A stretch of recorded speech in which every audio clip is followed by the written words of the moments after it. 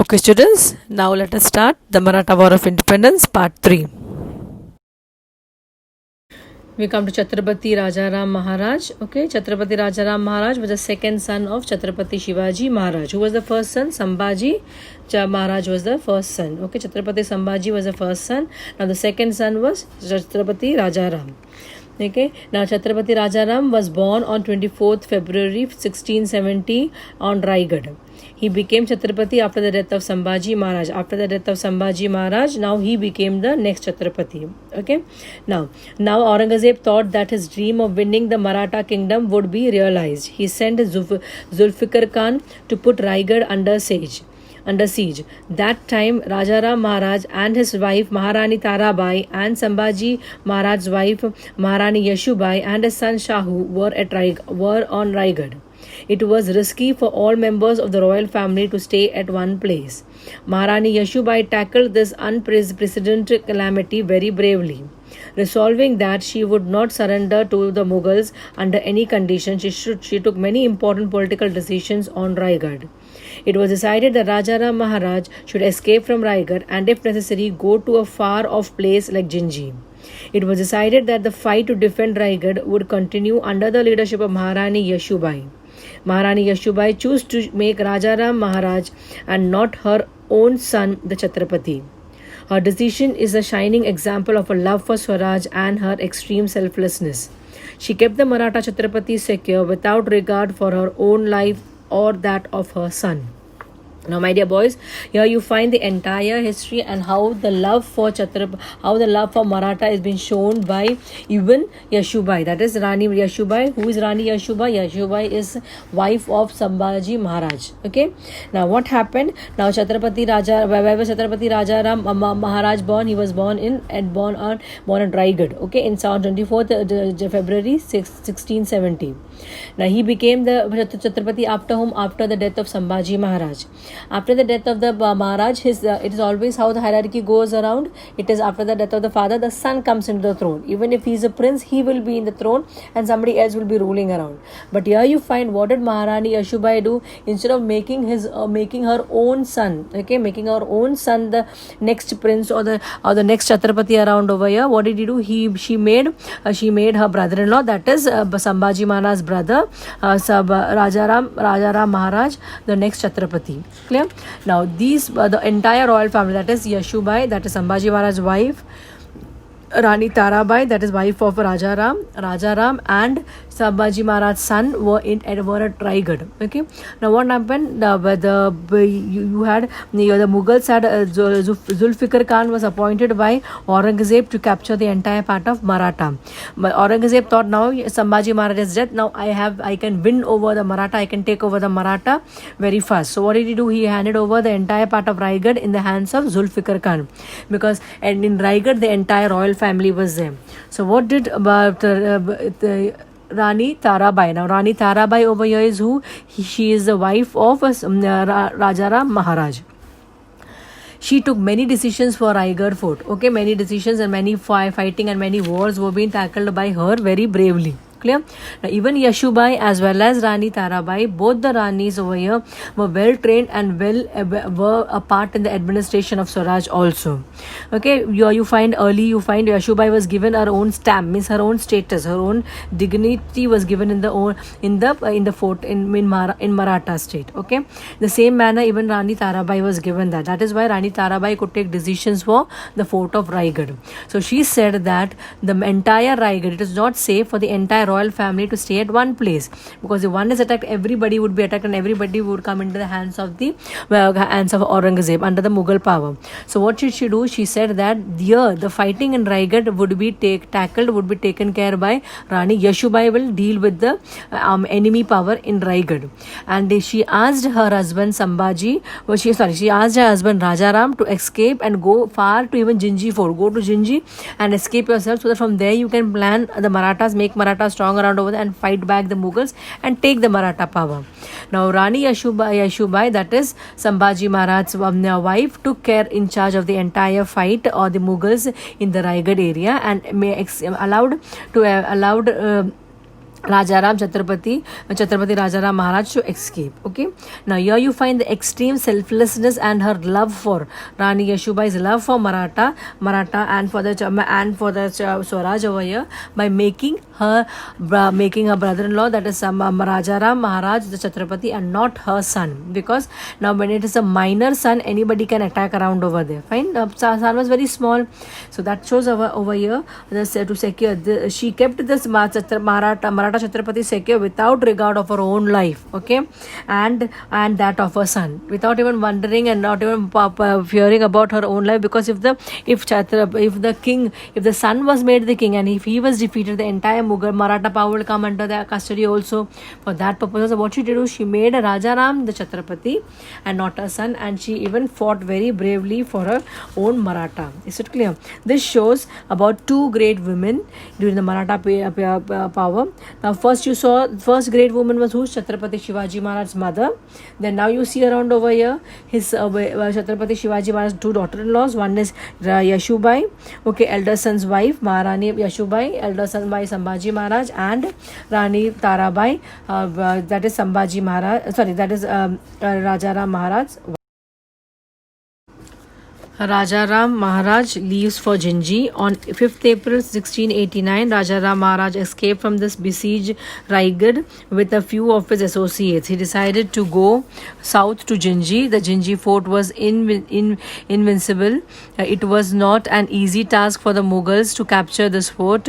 Rajaram Maharaj took his faithful Sardars like Prahlad Nirji, Kando Balal, Rupaji Bosre, and managed to reach Jinji. Okay, now here you find that Sambhaji Maharaj, Rajaram Maharaj leaves for Jinji around him on 5th of April.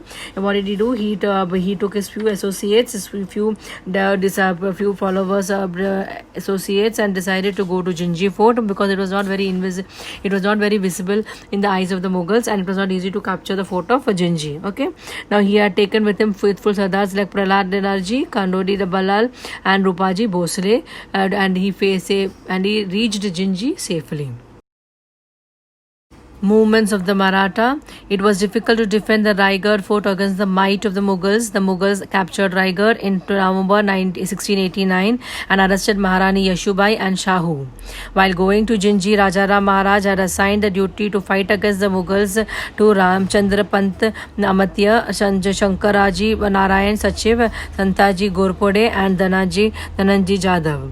Well, okay, so what you find over here, it was not easy to defend the Raigad fort. Okay, now what happened? The Mughals were more powerful with their army power. They attacked Raigad fort and they took Rani Yashubai and Shahu, that is his son, and Sambhaji Maharaj's son, okay, and arrested. Now Rajaram had assigned the task to take care of to defeat the Mughals. It was given in the hands of Ramchandra Pant Amatya, Shankaraji Narayan Sachiv, and Santaji Gorpode, and Dhananji Jadhav was given, but they were also unable to defeat the Mughals. From the Maratha point of view, the situation was critical. Aurangzeb had enticed many Maratha Sardars to his side by giving them watans and jahagirs. Rajaram Maharaj also used the same tactics to thwart the Mughal plans. It was promised that if a Maratha Sardar captured Mughal territory, it would be given to him as jahagir. Due to this promise, many capable Maratha Sardars came forward. They started invading the Mughal territory with vigor and defeated Mughal generals. Santaji and Dhananji were at the forefront in these actions. Against the surprise attacks and guerrilla tactics, the enormous amount of war material and heavy artillery of the Mughals were of little use. The Mughal forces were at their wit's end. On one occasion, Santaji Gorpade and Vittoji Chavan even cut and carried away the golden pinnacle of the emperor's own tent in a surprise attack. Okay. Now what do you find? In the Marathas point of view, now, my dear students, what you see over here, the Marathas came to know the situation was very critical. Why the situation was critical? Because what happened, the Maratha Sardars, the Aurangzeb had taken many of the Maratha Sardars under his custody, okay, by giving them jagir, by bribing them for jagirs and taking them under his custody, okay. Now, this is where you find giving them watans and jagir. So, what did Rajaram Maharaj do around over there? He also used the same techniques. So, what did he told his people around over there? That whichever whichever territory you capture, okay, Mughal territory, whichever you capture, that territory will be as your own Jahagir. Okay, you take it for yourself.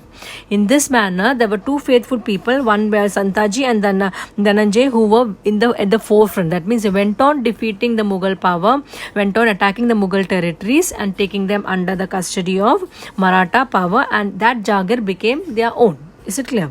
So now what happened against the surprise of attacks of guerrilla tactics, the enormous amount of war material and heavy artillery of the Mughals were a little used. Now what happened around over there? You know what is guerrilla attacks? Guerrilla attacks means hiding and attacking. Okay, that means from the fort when you're attacking, it becomes easy for the people at the top to attack the people at the down, but not from down to attack at top. Okay, so here you find the guerrilla tactics what the Marathas used was the Mughals artillery couldn't were nothing in front of them. Clear?